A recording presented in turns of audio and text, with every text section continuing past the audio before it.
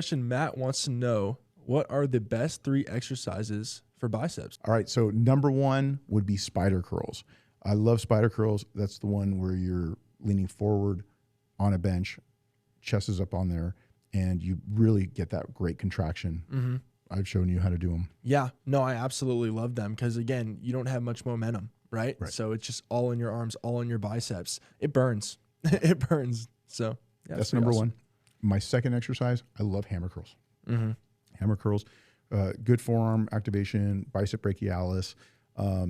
Just sometimes, changing it up a little bit by going slightly cross body, but any variation of that. Again, you can even do those on the spider bench too, but that is a staple. Making sure you do a hammer curl is a very, very good exercise for bicep. A question that I see with hammer curls come up a lot of times is typically you'll see a lot of the bigger guys like Jay Cutler back in the day, Ronnie Coleman, when they're doing these hammer curls or even just bicep curls, you see them kind of swinging the weight a little bit more. Why is that?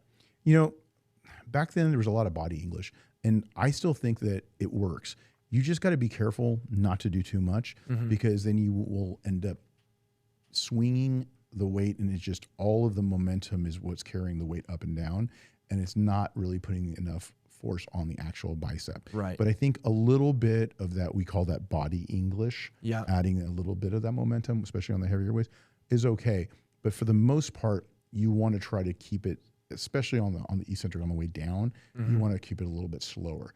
But, you'd see Sean Ray do it. You see, Jay Cutler, like you mentioned, like many different bodybuilders back in the day do it on those old videos. Yeah. And now it's a little bit less, but I still think that it's got its place, especially when you're going heavier. It's okay to have a little bit of body English, but you want to make sure you slow it down on the way down so you can create more time under tension.